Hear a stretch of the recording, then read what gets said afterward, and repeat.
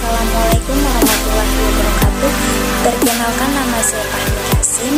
Saya mahasiswa dari IAIN Sultan Hamad Gorontalo dengan jurusan Pendidikan Guru Madrasah Ibtidaiyah semester 2 kelas A dengan NIM 2110520003. Hai semuanya, kali ini saya mau membahas sebuah film Bollywood yang berjudul Tak Ada Sama Tuhan yang dirilis pada tahun 2007 yang dibintangi oleh Aamir Khan untuk memenuhi tugas ujian tengah semester yang diberikan oleh dosen pengampu mata kuliah administrasi pendidikan.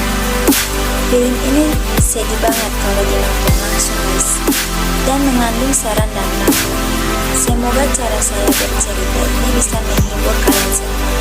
Yuk langsung aja kita mulai teman-teman.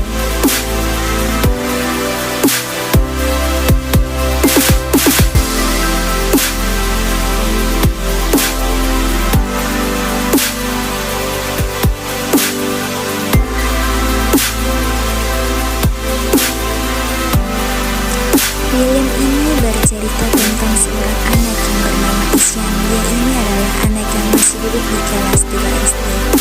Isyan ini adalah anak penderita di kelas atau anak yang kesulitan dalam belajar. Jadi kondisinya yang sekarang, Isyan masih belum bisa membaca, menulis, menghitung. Dia lebih tertarik pada hal lain daripada mengikuti belajar mengajar di kelas. Di sekolahnya dia anak yang ditanda kutip paling bodoh karena selalu mendapat nilai yang paling rendah di kelas. Dan dia di rumah bukan anak satu-satunya di keluarganya. Dia punya kakak laki-laki yang selalu dibandingkan dengannya yang bernama Yohan. Yohan adalah anak yang pintar berbeda dengan Isyan. Yohan selalu mendapat juara 1 di kelasnya, dan Isyan malah kebalikannya, dia selalu mendapat paling akhir dalam proses belajar mengajar. Pada suatu ketika Isyan berkelahi dengan tetangganya yang bernama Rajit. Rajit kesal karena Isyan melempar bola ke arah yang salah sehingga permainan Rajit dan teman-temannya berhenti. Enggak cuma marah-marahin, Isyan, Rajit juga memanggil Isyan dengan sebutan idiot. Keadaan semakin tegang sampai mereka terlibat dalam perkelahian. Ketika pulang ke rumah, ternyata ibu si Rajit ini jalan melaporkan dan mengomelin orang tua Isyan minta tanggung jawab karena si Rajit luka-luka, padahal situasinya pada saat itu Isyan juga mengalami luka yang sama. Bukan membela anaknya, si bapaknya ini langsung menampar anaknya karena bukan sekali ini aja Isyan buat masalah. Pada hari yang lain Isyan ketahuan bolos karena bapaknya menemukan surat izin palsu yang Isyan gunakan ketika dia bolos.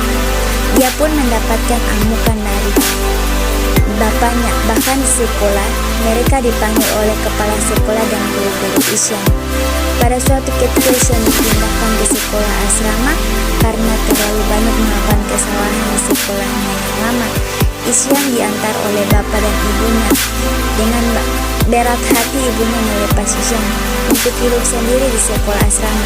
Isyan pun memulai hidup barunya di sana karena belum bisa beradaptasi.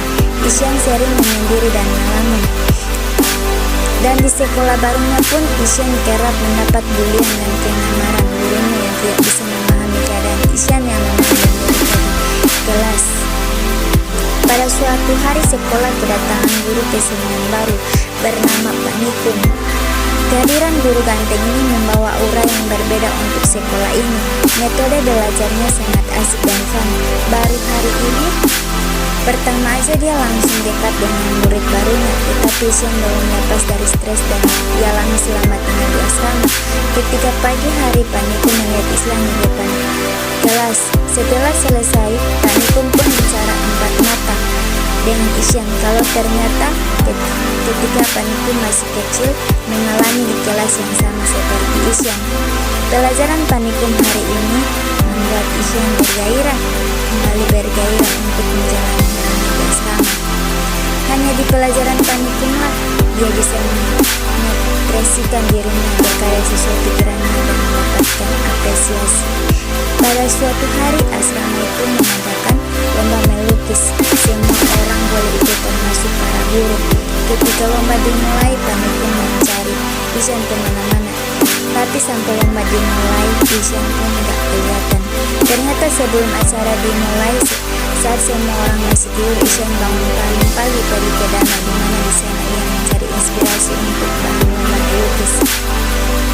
Isyan pun datang sesaat acara telah dimulai. Isyan memprediksikan pemandangan yang dia ingat menjadi sebuah lukisan yang luar biasa, mengagumkan semua orang. Isyan pun tidak bisa menahan harunya melihat lukisan Pak Nikun. Ternyata modelnya adalah dirinya sendiri dan mengumumkan yang ditunggu-tunggu pun tiba. Kepala sekolah mengumumkan bahwa perlombaan ini dimenangkan oleh Isyan dan hasil karyanya dinobatkan menjadi karya yang terbaik, akan menjadi sampul buku tahunan.